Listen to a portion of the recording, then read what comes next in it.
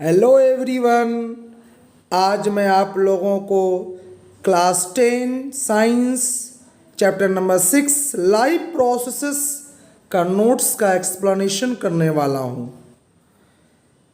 एक नंबर में क्वेश्चन में बनता है कि लाइफ प्रोसेसेस किसको कहते हैं। वो बेसिक फंक्शन जो कि परफॉर्म किया जाता है किसी भी लिविंग ऑर्गेनिजम्स के द्वारा अपने लाइफ को मेंटेन करने के लिए, उसको लाइफ प्रोसेसेस कहते हैं। ये लाइफ प्रोसेसेस हैं nutrition, respiration, transportation, excretion, response to stimuli, growth, movement, reproduction etcetera. Next question बनता है कि फूड किसे कहते हैं। तो फूड जो है एक ऑर्गेनिक सब्सटेंस है। ये एक तरह का काइंड ऑफ फ्यूल है जो कि हमारे बॉडी को, किसी भी लिविंग ऑर्गेनिज्म को एनर्जी प्रोवाइड करता है। नेक्स्ट हम लोगों का है कि न्यूट्रिशन किसे कहते हैं। What is nutrition. तो न्यूट्रिशन एक प्रोसेस है जिसमें कि कोई भी लिविंग ऑर्गेनिज्म अपना न्यूट्रिएंट्स को अंदर लेता है और यूटिलाइज करता है, एनर्जी डिराइव करता है। न्यूट्रिशन मेनली दो तरह का होता है, ऑटोट्रॉपिक न्यूट्रिशन और हेटेरोट्रॉपिक न्यूट्रिशन। नेक्स्ट क्वेश्चन बनता है ऑटोट्रॉपिक न्यूट्रिशन किसे कहते हैं। तो ऑटोट्रॉपिक न्यूट्रिशन वो मोड ऑफ न्यूट्रिशन है जिसमें कोई भी लिविंग ऑर्गेनिज्म अपना खाना स्वयं बना लेता है सिंपल और इनऑर्गेनिक मटेरियल से, जैसे कि कार्बन डाइऑक्साइड हो गया, वाटर हो गया, क्लोरोफिल के मदद से और सनलाइट के प्रेजेंस में। जितने भी ग्रीन प्लांट्स हैं और वो सब ऑटोट्रॉप्स हैं और नॉन ग्रीन प्लांट्स जो है नॉन ऑटोट्रॉप्स हैं। नेक्स्ट क्वेश्चन है हेटेरोट्रॉपिक न्यूट्रिशन किसे कहते हैं। तो हेटेरोट्रॉपिक न्यूट्रिशन वो मोड ऑफ न्यूट्रिशन है जिसमें कोई ऑर्गेनिज्म अपना खाना नहीं बना सकता है स्वयं सिंपल इनऑर्गेनिक मटेरियल से, कार्बन डाइऑक्साइड से, वाटर से एक्सेट्रा से। वो डिपेंड करता है डायरेक्टली या इनडायरेक्टली ऑटोट्रॉप्स पे अपने खाना के लिए। ये जो मैं नोट्स बनाया हूँ NCERT बुक से बनाया हूँ, लाइन बाय लाइन से बनाया हूँ, आप लोगों को बहुत हेल्पफुल होगा। इसको आप लोग बढ़िया से पढ़िए, समझिए। It will be very helpful to you in your board exam. Next हम लोग आते हैं फोटोसिंथेसिस। फोटोसिंथेसिस किसे कहते हैं। तो फोटोसिंथेसिस का क्या रिएक्शन है, क्या केमिकल इक्वेशन है। तो केमिकल इक्वेशन होगा 6CO2 + 6H2O in the presence of sunlight and chlorophyll forms C6H12O6 + 6O2। ये केमिकल इक्वेशन हो गया फोटोसिंथेसिस का। फोटोसिंथेसिस वो प्रोसेस है जिससे कोई भी ऑटोट्रॉप्स जो है अपना खाना बनाता है inorganic substances, carbon dioxide, water की मदद से, क्लोरोफिल के मदद से, सनलाइट के प्रेजेंस में। नेक्स्ट क्वेश्चन है फोटोसिंथेसिस के दौरान कौन कौन सा इवेंट्स होता है या क्या होता है। तो हम लोग ये देखेंगे कि 3 स्टेप्स होता है। Absorption of light energy by chlorophyll, conversion of light energy to chemical energy and a splitting of water molecules into hydrogen and oxygen. तीसरा जो होता है वो reduction of carbon dioxide to carbohydrates. Next हम लोगों का है क्वेश्चन नंबर 8। क्वेश्चन नंबर 8 में कहा जा रहा है कि जो 3 इवेंट्स इन्वॉल्व है फोटोसिंथेसिस में, क्या वो एक साथ होता है या कैसे होता है, समझाइए। तो जो 3 इवेंट्स है इन्वॉल्व होता है फोटोसिंथेसिस में, वो एक साथ नहीं होता है, वो एक के बाद होता है लेकिन इमीडिएटली नहीं होता है। ऐसा ज़रूरी नहीं है कि एक के बाद एक तुरंत होगा। जैसे एग्जाम्पल ले लीजिए, डेजर्ट प्लांट्स में कार्बन डाइऑक्साइड जो होता है रात में एब्जॉर्ब करता है, प्रिपेयर करता है इंटरमीडिएट जो कि एक्टेड ओपन होता है एनर्जी के द्वारा और एब्जॉर्ब्ड होता है क्लोरोफिल के द्वारा दूसरे दिन। नेक्स्ट क्वेश्चन है कि कार्बोहाइड्रेट्स का क्या यूज़ है प्लांट्स में और स्टार्च किसे कहते हैं। तो कार्बोहाइड्रेट्स जो यूज होता है प्रोवाइड करने के लिए प्लांट्स को एनर्जी। और वो कार्बोहाइड्रेट जो कि यूज़ नहीं होता है वो स्टोर हो जाता है प्लांट्स में स्टार्च के रूप में, जो कि इंटरनल एनर्जी प्रोवाइड करता है, वो रिजर्व के रूप में स्टोर्ड रहता है। और जब भी प्लांट्स को एनर्जी की ज़रूरत होती है तो वो स्टोर्ड एनर्जी को जो कि स्टार्च के रूप में है उसको यूज़ करता है। Next question number 10, write an activity to show that chlorophyll is essential for photosynthesis. इसके लिए हम लोग क्या करेंगे, हम लोग एक पॉटेड प्लांट लेते हैं वेरिएटेड लीफ वाला, जैसे कि एग्जांपल में हो गया मनी प्लांट या crotons. The green part of the plant जो होता है, लीफ जो होता है उसमें क्लोरोफिल होगा, वाइट पार्ट में क्लोरोफिल नहीं होता है। हम लोग क्या करेंगे, प्लांट को एक डार्क रूम में रख देंगे 3 से 4 दिन के लिए, ताकि उसका सारा स्टार्च जो है यूज्ड अप हो जाए।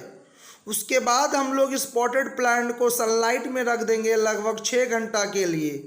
उसके बाद उसके किसी एक पत्ता को तोड़ लेंगे और उसके ग्रीन पोर्शंस को, ग्रीन एरियाज को मार्क कर लेंगे और क्या करेंगे, हम लोग उसको बॉइलिंग वाटर में डीप कर देंगे। उस पत्ता को हम लोग उस पत्ते को डीप कर देंगे, यानी कि डुबा देंगे बॉइलिंग वाटर में फ्यू मिनट्स के लिए।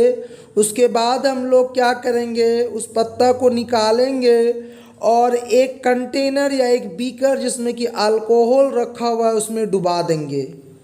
ध्यान से हम लोग क्या करेंगे, इस बीकर को एक वाटर बाथ पे रख देंगे और उसके बाद हीट करेंगे उस समय तक, जैसा कि डायग्राम में देख रहे हैं, जब तक कि अल्कोहल बॉयल नहीं करने लगे। वो जो ग्रीन पार्ट है लीफ का वो डीकलराइज्ड हो जाएगा, यानी कि हरापन उसका गायब हो जाएगा। उसके बाद हम लोग क्या करेंगे, लीफ को एक डाइल्यूट सॉल्यूशन में डाल देंगे आयोडीन का कुछ मिनट्स के लिए।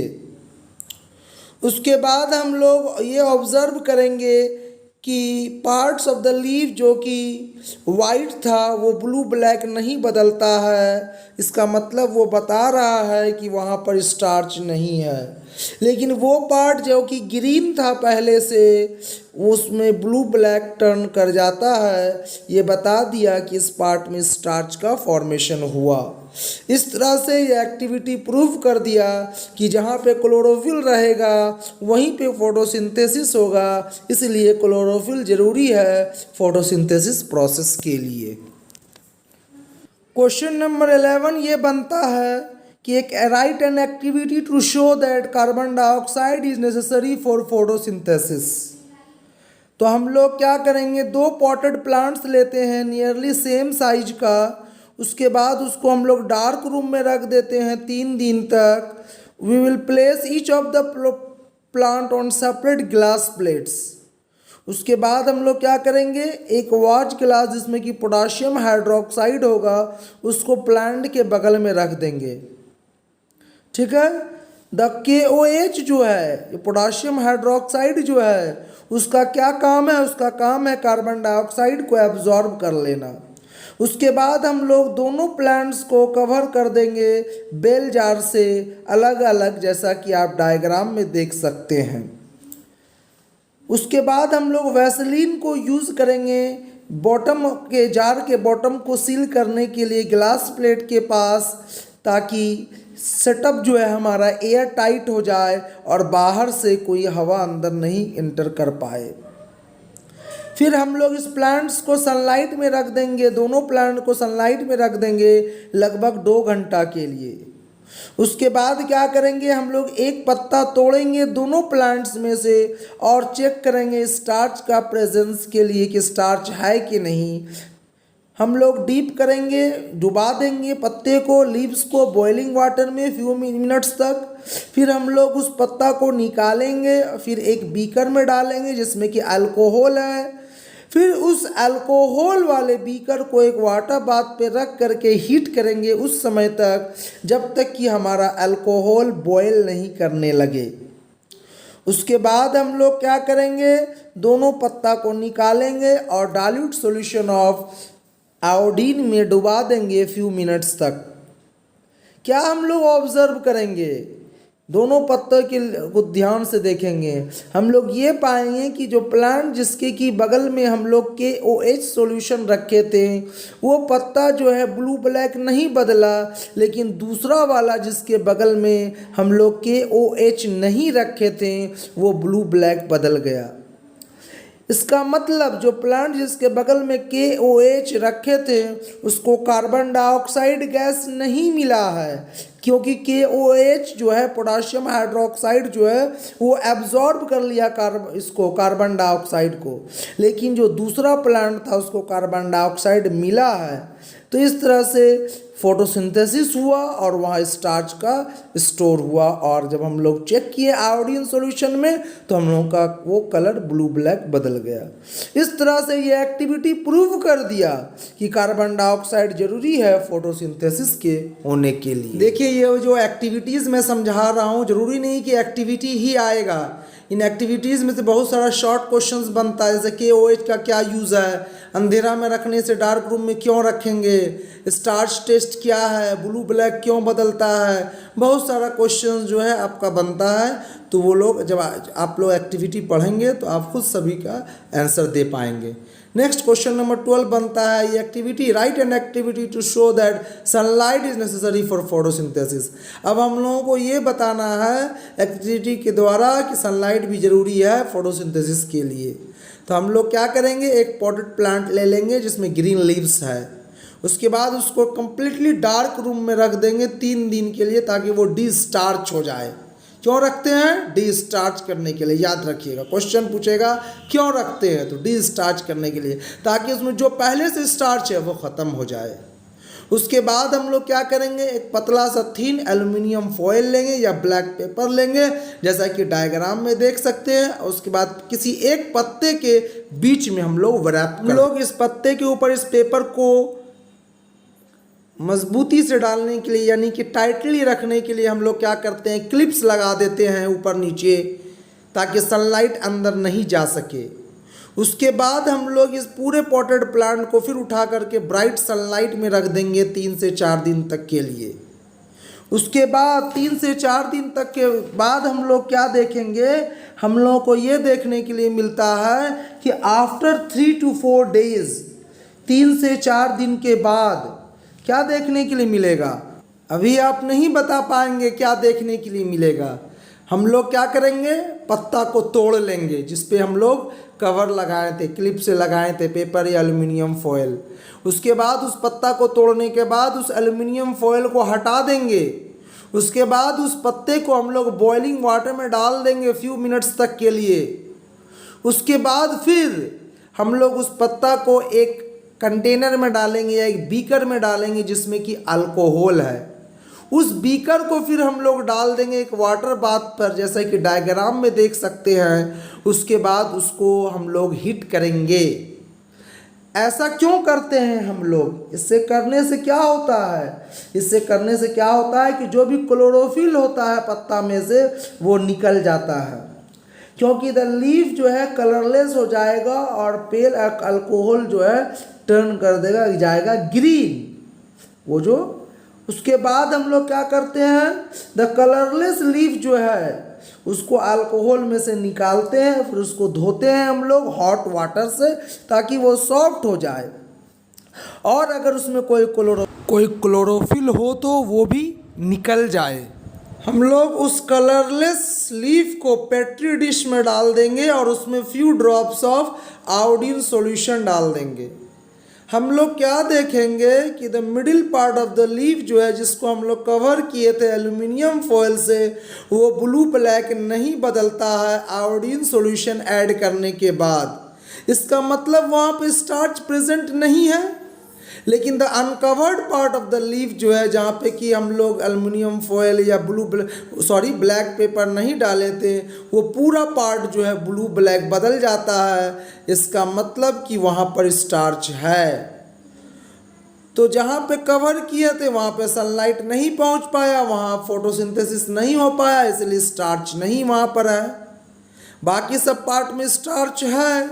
तो ये एक्टिविटी प्रूव कर दिया कि सनलाइट ज़रूरी होता है फोटोसिंथेसिस के लिए। अगर सनलाइट नहीं मिलेगा फोटोसिंथेसिस नहीं होगा, स्टार्च का फॉर्मेशन नहीं होगा। एक्चुअली में ग्लूकोज का फॉर्मेशन होता है, वो स्टोर्ड होता है स्टार्च के रूप में। Question number 13, how do plants obtain carbon dioxide? Plants carbon dioxide कैसे लेता है? तो large number of tiny pores है, छोटा छोटा छेद होता है पत्तों के सरफेस पर प्लांट्स में, जिसको हम लोग स्टोमाटा कहते हैं। बहुत ज़्यादा एक्सचेंज ऑफ गैसेस होता है इन पत्तों के छोटे छोटे छेद के थ्रू फोटोसिंथेसिस के दौरान। प्लांट जो है इन पत्तों के छेद को, पोर्स को बंद कर देता है जब इसको कार्बन डाइऑक्साइड की ज़रूरत नहीं होती है। और ओपनिंग और क्लोजिंग ऑफ द स्टोमाटा जो होता है वो गार्ड सेल्स के द्वारा कंट्रोल किया जाता है। नेक्स्ट क्वेश्चन हम लोगों का बनता है number 14, how do plants obtain water? Plants को पानी कैसे मिलता है? फोटोसिंथेसिस के लिए प्लांट्स को जो वाटर की ज़रूरत होती है, वो वाटर जो है, वो पानी जो है प्लांट्स जो है मिट्टी से टानता है अपनी जड़ की मदद से by the process of osmosis. ये पानी जो कि एब्जॉर्ब किया गया है रूट्स के द्वारा प्लांट्स के, वो ऊपर की तरफ जाता है जाइलम वेसल के थ्रू और पत्तों तक पहुंचता है। वहाँ फोटोसिंथेटिक सेल्स में पहुंचते हैं और प्लांट जो है उसको यूज़ करता है अपने फोटोसिंथेसिस के लिए। अगर आप हमारे चैनल पे न्यू हैं तो हमारे चैनल को सब्सक्राइब कीजिए और इस चैप्टर का आगे का पार्ट नेक्स्ट वीडियो में देखिएगा, जिसका लिंक मैं डिस्क्रिप्शन में दे दिया हूँ। Thank you.